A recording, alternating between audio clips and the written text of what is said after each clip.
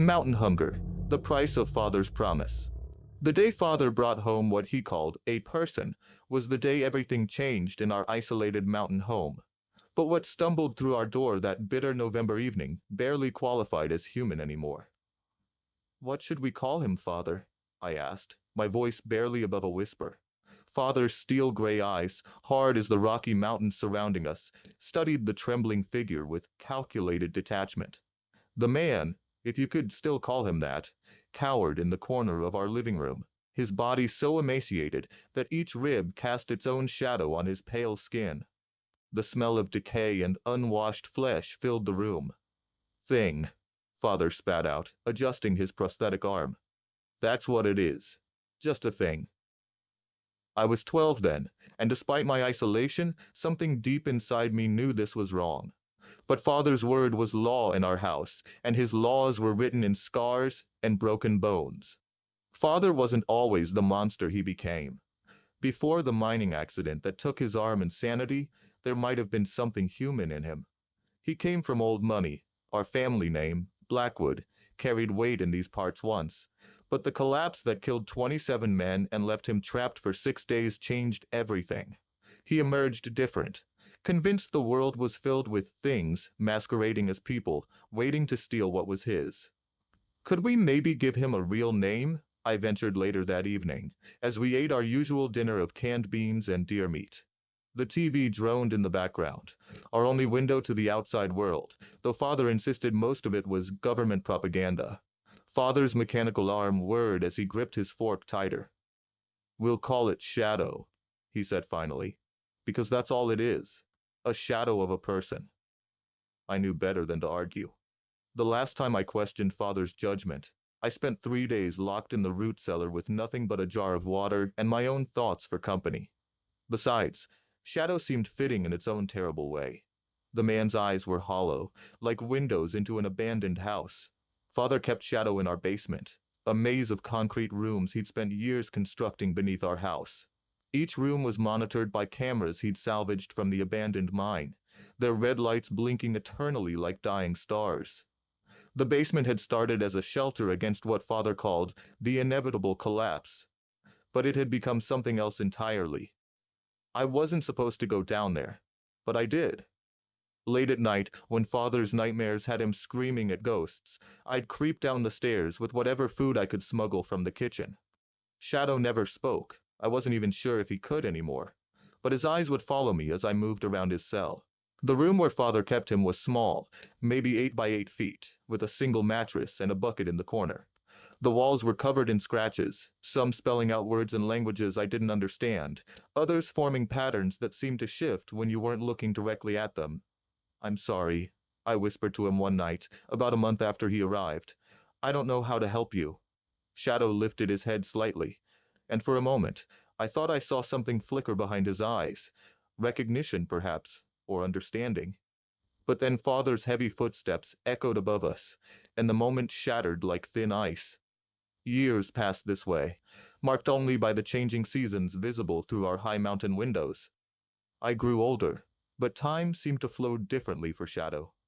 Some days he appeared to age decades overnight, his hair turning white as the snow outside. Other days, he looked almost young again, though his eyes remained eternally ancient. Father's grip on reality continued to slip. The prosthetic arm became a part of his delusions. He claimed it could sense their kind, and would spend hours adjusting its gears and wires. The basement grew more elaborate, new rooms appearing like tumors, each with its own purpose that made sense only to Father's fractured mind. I was 17 when everything finally broke apart. It started with the dreams. Every night, I began dreaming of the scratches on Shadow's walls. In my sleep, they moved like living things, forming words that burned themselves into my mind. "The keeper must be kept." I'd wake up with bloody fingertips, my own walls covered in the same patterns I'd seen below. Then came the whispers. At first, I thought it was just the wind through the old house's bones, but soon I recognized words and languages I shouldn't know. They told me stories about Father, about the mine collapse, about what really happened during those 6 days he was trapped below. He hadn't been alone down there. The truth emerged like a corpse rising through dark water. Father hadn't survived the collapse by chance. He'd made a deal with something that lived in the deep places of the earth, something that had been waiting for miners to dig deep enough to find it. The prosthetic arm wasn't just metal and wire, it was a promise made flesh, a contract signed in desperation and sealed with sacrifices. Shadow wasn't the first person Father had brought home. The basement held more than just rooms. It held memories, echoes of others who had disappeared in these mountains over the years. Each one a payment on Father's debt to whatever lived beneath the mine. I confronted him on a night when the moon hung full and heavy above our mountain. The wind howled through the pines like lost souls, and Shadow's whispers had become too loud to ignore. "How many?" I demanded, standing in his workshop doorway. "How many people have you taken?" Father didn't look up from his workbench, where he was making adjustments to his arm with surgical precision. "They weren't people, Hannah. You know that. Just things wearing human skin. Like what you found in the mine." The words tasted like copper on my tongue. "The thing that gave you that arm?" His head snapped up then, and I saw something shift behind his eyes. Something old and hungry, and not entirely his own. The mechanical arm whirred to life, fingers flexing like spider legs. "You've been listening to it, haven't you?" He stood slowly, tools clattering to the floor. "It's gotten into your head. I should have known. You're becoming one of them too." I backed away as he advanced, his movements jerky and unnatural. "The only monster here is you, Father. You and whatever you made a deal with." He lunged then, the prosthetic arm reaching for my throat with inhuman speed. I ducked and ran, heading for the basement stairs. I could hear him behind me, his footsteps echoing like hammer blows on steel. The basement was dark when I reached it, the camera lights creating a constellation of red dots in the blackness. I ran through the maze of rooms, following a path I'd walked 1,000 times in my dreams. Shadow's whispers grew louder with each step, guiding me deeper into the labyrinth Father had built. I found Shadow in his cell, but he wasn't alone. The walls around him had come alive, the scratches flowing like mercury, forming shapes that hurt my eyes to look at. His body seemed to flicker between states, sometimes solid, sometimes transparent, sometimes something else entirely. "You know what must be done." Shadow spoke for the first time, his voice like gravel under ice. "The Keeper must be kept." Father's rage-filled roar echoed through the basement as he approached. I could hear the whir of his mechanical arm, the sound of metal scraping against concrete as he dragged it along the walls. "Hannah!" he bellowed. "You ungrateful thing! After everything I've done to protect you!" Shadow's cell door stood open. It had always been open, I realized with sudden clarity. He hadn't been the prisoner here. We all had been. Father appeared in the doorway, his prosthetic arm glowing with an inner light that cast strange shadows on the walls. The patterns in Shadow's scratches began to move faster, forming a vortex of impossible geometries. "The debt must be paid," Shadow said, his form becoming more solid with each word. "The cycle must continue." I understood then, with the clarity of someone seeing their own reflection for the first time. Father hadn't been paying a debt all these years. He'd been creating one. Each person he brought to the basement, each life he fed to the darkness, had only deepened his obligation to whatever dwelled beneath the mine. And now it was time to collect. The scratches on the walls leaped like living flames, wrapping around Father's prosthetic arm. He screamed as the metal began to melt, revealing something underneath that wasn't metal at all, something that pulsed and writhed with its own life. "No," he howled. "We had a deal. I gave you what you wanted." Shadow stepped forward, his body now solid and somehow more real than anything else in the room. "The Keeper must be kept," he repeated. "As it was with you, so it must be with her." The darkness swept in like a tide, and I watched as it pulled Father into itself, his screams becoming something else, something that sounded like singing. When it receded, he was gone, leaving only his prosthetic arm behind, still twitching on the concrete floor. Shadow turned to me, and I saw in his eyes the same ancient hunger I'd seen in Father's. "The cycle continues," he said. "The debt passes to you now, Keeper." I felt something shift in my own arm, a sensation like roots growing through soil.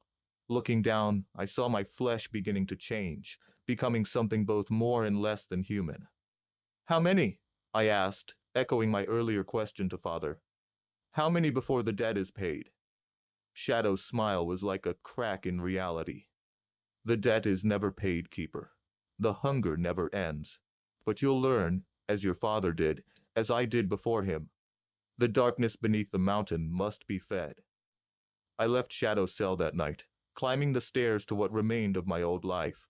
But I knew, as surely as I knew my own name, that I would return. The basement called to me now, its rooms waiting to be filled with new shadows, new debts, new keepers. The hunger, after all, is eternal. And in these mountains, the keeper must always be kept. That was 5 years ago. The missing persons reports in nearby towns have started again, but no one looks too closely at the old Blackwood place anymore. The mountains keep their secrets, and I keep mine. Sometimes late at night, I think I hear Father's voice carried on the wind, mixing with all the others who have found their way to the rooms below. They whisper of deals and debts, of hunger and darkness, of the thing that lives beneath the mine. But mostly, they whisper of me, the new keeper, the one who feeds the shadows and pays the price in flesh and souls. Because in these mountains, some debts can never be paid, only passed on. And the keeper must always be kept. Silent Souls. Stories from the Empty Mirror Coalition. I remember the day they told me I was a hollow. The word itself felt like a death sentence, though I wouldn't understand why until years later. I was 12 when the diagnosis came. The hospital room was painted in that particular shade of mint green that's supposed to be calming, but somehow makes everything worse. Dr. Ramirez stood before us, her clipboard clutched tight against her chest like a shield. I sat on the examination table, the paper crinkling beneath me as I swung my legs back and forth, completely oblivious to how this moment would reshape my entire existence. Alexandra exhibits all the classical signs of hollow affect disorder, she said, her voice carefully neutral. The delayed emotional responses, the flat affect, the difficulty in expressing appropriate reactions to stimuli. I remember watching my mother's face crumple like wet paper, while my father's hand gripped the back of her chair so hard his knuckles turned white. I kept licking my cherry-flavored lollipop, my reward for sitting through 8 hours of tests, wondering why they were so upset. I felt fine. I'd always felt fine. Maybe that was the problem. They didn't use the word hollow back then, not in the medical community at least. The official term was emotional processing disorder type H, but everyone knew what the H stood for. Kids at school had been calling people like me hollows for years before the medical community caught up. There was something poetic about it, I suppose. Being empty inside, a shell of a person. Better than what they used to call us, soulless. Mom and Dad tried to keep things normal after the diagnosis. They smiled too bright, laughed too loud, as if trying to make up for my inability to do either convincingly. 3 months after my diagnosis, Mom announced she was pregnant. 7 months later, my twin siblings, Marcus and Sarah, came screaming into the world with enough emotion for all 3 of us. The clinical definition of being a hollow reads like a grocery list of symptoms. Flat affect, monotone voice, delayed emotional processing, potential for dissociative episodes under extreme stress. What it doesn't tell you is how the world changes once people know. How teachers start speaking to you slowly, as if your condition affects your intelligence. How other parents pull their children away when you walk past. How even a trip to the ice cream store becomes an exercise in enduring suspicious glares because God forbid the hollow child has a meltdown over choosing between chocolate and vanilla. I learned to navigate this new world carefully. Keep your voice as animated as possible. Practice facial expressions in the mirror. Laugh at jokes even when you don't feel it. Never ever show anger. That's how they justify putting us down. Violent tendencies, they call it. As if normal people never get angry. The twins were my salvation in those early years. They didn't care that my smiles took a few seconds too long to appear, or that my voice sometimes sounded like it was coming from the bottom of a well. To them, I was just Alex, their big sister, who would read them stories and let them build pillow forts in my room. When Marcus had nightmares, he'd crawl into my bed because Alex doesn't get scared of monsters. When Sarah failed her math test, she came to me because Alex never gets mad and explains things better than Mom. I was 15 when the Portland incident happened. A hollow teenager malfunctioned in a shopping mall. No one died, but the media didn't care about that part. All they showed, over and over, was the security footage of a blank-faced girl throwing chairs through windows. They didn't show what happened before. The group of boys who had been following her for hours, taunting her, pushing her to break. They didn't mention that every single violent incident involving a hollow had been preceded by prolonged harassment or abuse. The laws started changing after that. First, it was mandatory registration. Then came the restrictions. No hollows in public schools, no hollows in certain professions, no hollows in public spaces without a emotional stability supervisor. Some politicians started pushing for more extreme measures. Preventative containment, they called it. As if we were a disease that needed to be quarantined. I was 17 when the twins stopped needing me. It happened gradually, like watching a Polaroid fade in reverse. First, they stopped coming to my room for comfort. Then they started hanging out with their own friends more. Normal friends. I told myself it was natural, that all siblings grow apart eventually. But then I heard them one day, arguing in the kitchen. "Give it back, Marcus! What are you, a hollow?" Sarah's voice, using my condition as an insult. The casual cruelty of it stopped me in my tracks. She saw me standing there, and her face went through a complicated dance of emotions. Something I could recognize, but never quite replicate. "Oh God, Alex, I'm so sorry. I didn't mean..." But she did mean it. That's what hurt the most. Realizing that somewhere along the way, my own sister had absorbed the world's view of what I was. A thing to be feared, pitied, or mocked. The final straw came on my 18th birthday. I wasn't supposed to hear the conversation between my parents, but the walls in our house were thin, and their voices carried. "The new treatment program has shown promising results," Dad was saying. "Dr. Ramirez says it's completely painless. They just go to sleep. She's our daughter, James." Mom's voice cracked on the last word. "And that's why we have to consider what's best for her. You've seen the news. They're talking about camps now, Martha. Mandatory containment, at least this way." I didn't need to hear the rest. I knew what this way meant. The peaceful transition program. That's what they were calling euthanasia these days. Voluntary, of course. Always voluntary. Except everyone knew what happened to hollows who didn't volunteer. The next morning, I packed a bag. Just the essentials. Clothes, the emergency cash I'd been saving, my medication. I left a note for the twins, telling them I loved them, even if I couldn't show it the way they needed. I wrote a longer one for my parents, absolving them of the guilt I knew they'd feel. Then I walked out the front door and didn't look back. That was 3 years ago. I've been moving from city to city since then, staying in the underground network of safe houses run by other hollows and our allies. We call ourselves the Empty Mirror Coalition, EMC for short, because that's what society sees when they look at us. Empty mirrors, reflecting nothing back at them. But they're wrong about us being empty. We feel everything. Joy, pain, love, fear. We just process it differently. Sometimes I think we feel too much, and that's why our brains developed this way, as a defense mechanism against a world that's too loud, too bright, too demanding of performative emotion. I'm writing this from a basement in Seattle, where I help run one of our biggest safe houses. Yesterday, we took in a 12-year-old girl, newly diagnosed. I saw in her eyes the same fear I felt in that mint green hospital room 6 years ago. But I also saw something else. Determination. She knows what the world thinks of us, but she's not willing to disappear. None of us are. Not anymore.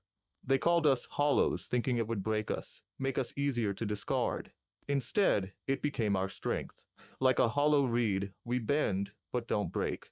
Like a hollow drum, we make ourselves heard. Like the hollow spaces in a bird's bones that allow it to fly, our supposed emptiness gives us the strength to rise above their expectations. I'm not empty.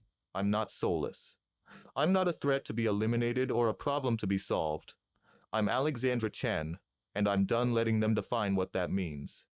The world wanted to write us off as monsters, as things to be feared and eliminated. But they forgot one crucial detail. Every story needs its monsters. And sometimes, the monsters are the ones who end up saving everyone else. Tomorrow, we're planning our biggest action yet. A nationwide protest against the peaceful transition program.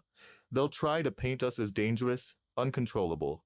They'll point to our blank faces and monotone voices as proof that we're less than human.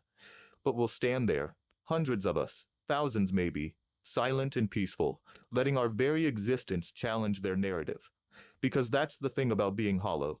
When you're already empty, you have nothing left to lose. And when you have nothing left to lose, you become very, very dangerous indeed. Not in the way they think, with violence and chaos. No, we're dangerous because we force them to confront their own prejudices, their own fears, their own hollow places. We're dangerous because we refuse to disappear. I used to think the worst thing about being a hollow was the loneliness. Now I know better. The worst thing is knowing that somewhere out there, another 12-year-old is sitting in a hospital room, getting handed a diagnosis that sounds like a death sentence. But maybe, just maybe, they'll hear about us. About the Empty Mirror Coalition. About how we're fighting back, not with violence, but with existence. With persistence. With the quiet, unstoppable force of people who refuse to be defined by other people's fears. And maybe, just maybe, that 12-year-old will realize what took me years to learn. Being hollow doesn't mean being empty. It just means having room for something new to grow. The sun is rising over Seattle now, painting the sky in shades of pink and gold that I process differently than most people. But I still process them. I still feel them. And tomorrow, we make the world understand that. They gave us this name, hollow, thinking it would define us, contain us, eliminate us.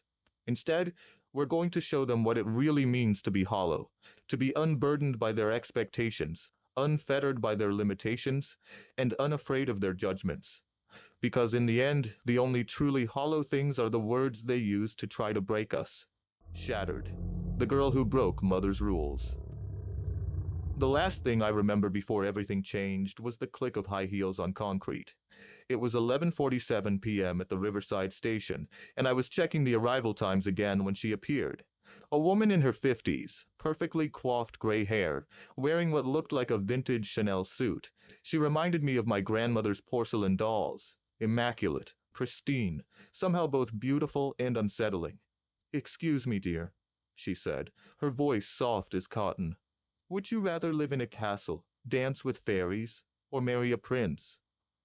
I should have walked away, should have ignored her like any sane person would ignore a stranger asking bizarre questions in an empty subway station near midnight. But something in her eyes caught me, a sparkle of something that seemed almost magical in the fluorescent lighting. "Dance with fairies, I guess?" I answered, hugging my laptop bag closer. Her smile widened until it seemed to split her face. "Wrong answer, Clara." I never told her my name. That's when I felt the prick in my neck, and the world began to fade. The last thing I saw was her face hovering over mine, that terrible smile still in place, as she whispered, "Don't worry, dear. Soon you'll be perfect for Nicholas." I woke up in what looked like a Victorian nursery. Everything was cream and gold, from the ornate wallpaper to the heavy velvet curtains. A music box on the nearby dresser played a tinkling lullaby I almost recognized. For a moment, I thought I was dreaming. Then I tried to move. My limbs felt wrong, heavy and stiff, like they belonged to someone else. When I finally managed to sit up, I caught my reflection in the gilt-edged mirror across the room and screamed. Or tried to. No sound came out. My face wasn't mine anymore. My skin was porcelain smooth, literally porcelain. My features had been adjusted. Nose smaller, lips fuller, eyes larger, and a startling shade of green. My brown hair was gone, replaced by flowing golden curls that felt like real human hair, but moved with an artificial stiffness. I looked like a life-size doll. The door opened, and the woman from the subway station glided in, still wearing that Chanel suit. "Good morning, Clara." Or should I say, Princess Clara. She smiled that terrible smile again. "Nicholas will be so pleased to see you're finally awake." I tried to speak, to demand answers, but my new porcelain throat produced only a soft whistling sound. "Oh, don't worry about that, dear. The voicelessness is temporary, just until you learn to say the right things." She adjusted my hair with practiced movements. You see, Nicholas has very specific requirements for his princess. The last three weren't quite suitable. My new eyes couldn't produce tears, but I felt the terror building inside me like a physical thing. Now, let me explain the rules, she continued, pulling out a small remote control. This house is your castle now. You and Nicholas will live here, play here, love here. You'll have tea parties and balls and all the lovely things a princess should have, but she pressed a button and pain shot through my modified body. If you try to leave, if you break character, if you disappoint Nicholas in any way, well, porcelain is so very fragile, isn't it? That's when I noticed them. The cracks. Hairline fractures running along the walls, barely visible behind the wallpaper. And in those cracks I could see fragments of what looked like broken porcelain, stained with something dark and rusty. The remains of the previous princesses. Nicholas will be home from school soon, the woman said, smoothing my dress. He's been so lonely since his father died. Such a special boy, my Nicholas. He needs a very special princess. She leaned close, her breath smelling of peppermint and something metallic. Don't disappoint him like the others did. She left me there, surrounded by antique toys and that endless tinkling music box melody. Through the window, I could see a beautiful garden, complete with a maze and a fountain. It looked perfect, like something from a fairy tale. But fairy tales, I was learning, could be horror stories in disguise. Nicholas arrived at exactly 3:15 p.m. I heard him before I saw him. The sound of a backpack being dropped, feet running upstairs, excited breathing outside my door. When he entered, my artificial heart nearly stopped. He was maybe 12 years old, wearing a private school uniform and a crown made of plastic and paste jewels. His face was beautiful in the same artificial way mine now was. Too perfect, too symmetrical. But his eyes were all wrong. They looked ancient, haunted, like they belonged to someone who had seen far too much.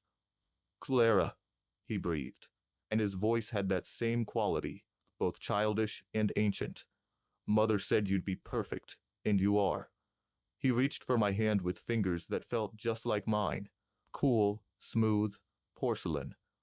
That's when I realized. Nicholas wasn't just playing pretend. He was like me.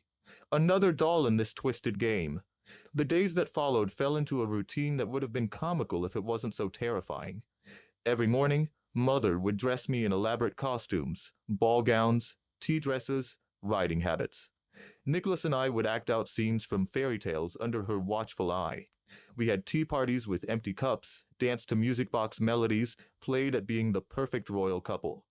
But when Mother wasn't watching, Nicholas would whisper to me about the others, about how each princess had tried to escape, how each one had been broken when they failed to play their part perfectly. He told me about the basement workshop where Mother turned people into dolls, about the furnace where she disposed of those who disappointed her. She was a toy maker once, he whispered one night as we lay in our separate beds in our shared royal chamber. Before Father died, she made beautiful dolls, the most lifelike anyone had ever seen. But they weren't enough. She wanted them to be real. His porcelain fingers traced the seams where his joints had been fused. Father tried to stop her when he found out what she was doing. That's when she decided he would make a perfect king. I wanted to scream, but my voiceless throat only produced that soft whistle. Nicholas squeezed my hand in understanding. The king is in the garden, he said. In the maze. That's where she puts all her broken toys. Days turned into weeks. I learned to move more naturally despite my porcelain limbs, learned to communicate through gestures and expressions. Mother seemed pleased with my progress, especially when Nicholas began to smile more, to laugh more, to act more like the child she wanted him to be. But at night, Nicholas and I planned. We discovered that our porcelain bodies, while fragile, were stronger than human ones in some ways. We couldn't bleed, couldn't tire, couldn't feel pain unless Mother used her remote. We learned the blind spots in her camera system, the times when she was most distracted in her workshop. Most importantly, we learned about the others, the dolls that came before us. Some had been princes and princesses, others had been pirates or fairies or mermaids. All of them had been real people once, transformed by Mother's twisted vision into living dolls, and all of them had ended up in the maze. Except, as we discovered, not all of them were completely broken. It started with whispers in the walls, soft, crackling sounds like porcelain pieces shifting. Then we began finding notes, written in shaky hands on pages torn from storybooks, slipped under our door at night. Messages from the others, the ones Mother thought she had destroyed. They were still there, still conscious, their shattered bodies somehow still holding on to life. And they had been waiting for someone like us, someone who could help them end Mother's fairy tale once and for all. The plan came together slowly, carefully, like pieces of a broken doll being glued back together. Every day, Nicholas and I played our parts perfectly, becoming the ideal prince and princess Mother had always wanted. We let her believe she had won, that she had finally created her perfect fairy tale. But at night, we prepared. We collected broken pieces of porcelain from the maze, sharp edges that could be weapons. We memorized the timing of Mother's rounds, the codes to her workshop, the patterns of her security system. We communicated with the broken ones through notes and whispers, coordinating our moves. The night we chose to act was exactly 1 month after my transformation. Mother had planned a grand ball to celebrate our anniversary, just the three of us, dancing to music box melodies in our beautiful, terrible dollhouse. Everything went according to plan until it didn't. We hadn't counted on Mother's paranoia, on the extra security measures she had installed. We hadn't realized that she had seen this coming, had been waiting for us to try something just like all the others had. When the alarm sounded, it wasn't the usual tinkling melody. It was a harsh, grinding sound that made our porcelain bodies vibrate painfully. Mother's face transformed from its usual peaceful smile to something inhuman, her perfect makeup cracking to reveal the madness underneath. "Such a disappointment," she said, reaching for her remote. "Just like all the others. But don't worry, dears, Mother knows how to fix broken toys." That's when the maze came alive. All those broken dolls, all those shattered pieces we had been communicating with. They erupted from the garden like a wave of porcelain shrapnel. They moved like a single entity, flowing through the house, overwhelming Mother's defenses through sheer numbers. The battle that followed was like nothing from any fairy tale I had ever read. The sound of breaking porcelain filled the air as Mother's security systems tried to stop the advance of her broken creations. But for every doll that shattered, 2 more took its place, driven by years of pain and rage and the desperate desire for freedom. Nicholas and I fought too, our porcelain bodies cracking but not breaking as we finally confronted our creator. Mother's remote control was knocked from her hand, skittering across the floor and disappearing into the chaos. In the end, it wasn't violence that defeated her. It was truth.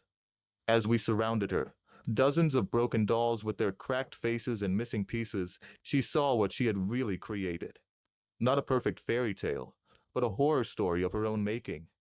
"My toys," she whispered, reaching out with trembling hands. "My beautiful toys." The police found us 3 days later, responding to reports of strange sounds from the Victorian mansion on the hill. They found Mother in her workshop, surrounded by her broken creations, endlessly trying to piece us back together. They found Nicholas and me in the maze, our porcelain bodies cracked but intact, still holding hands. They found the others too, some beyond repair, some still clinging to consciousness in their shattered states. And they found evidence of all the others who had come before, carefully documented in Mother's workshop journals. The doctors say they can reverse the process, can turn us back into flesh and blood. But it will take time, and none of us will ever be quite the same. How could we be, after living as dolls in a mad woman's fairy tale? Nicholas and I still see each other sometimes, in the hospital where they're treating us. Our bodies are slowly becoming human again. But we still move with that slight stiffness, still speak in whispers, still find ourselves looking for cameras in every corner. But at least we're free. At least we're real. And if sometimes, late at night, we hear the distant tinkling of a music box, or catch glimpses of porcelain figures in the shadows, well, every fairy tale needs its monsters, doesn't it? Even the ones we survive. Deep calling. When Grandmother's secret pulled me under. The hurricane warning started 3 days before I found him. Living on the Florida coast, you get used to the rhythm of storms, the way the air gets thick and heavy, how the waves start reaching higher and higher up the beach, hungry for more. But this storm was different. The meteorologists couldn't explain why it seemed to circle our little stretch of coastline like a shark sizing up its prey. I should have known something was wrong when the seagulls disappeared. Grammy would have known. She always said the ocean was more than just water and salt. It was alive, aware, waiting. Before she disappeared 5 years ago, she'd sit on our deck for hours, staring at the waves, mumbling about voices calling from the deep. We all thought she was losing it, especially after she started claiming she could breathe underwater. The day she walked into the ocean and never came back, the authorities called it suicide. Depression, dementia. But I remember her face that morning, clear-eyed, purposeful, like she was going to a long-awaited reunion. I never understood until that night after the storm. The hurricane had finally passed, leaving behind a mess of debris and that eerie calm that follows destruction. Our swimming pool, connected to the ocean by an underground filtration system, Grammy's design, oddly enough, was always a collection point for whatever the storm dragged in. As kids, my sister and I would spend hours fishing out strange creatures and mysterious objects, imagining stories about where they came from. That night, I was 23 and alone in the house, armed with just a flashlight and my old dollar store net, checking the pool for damage. The water was black as ink, but something about it seemed alive.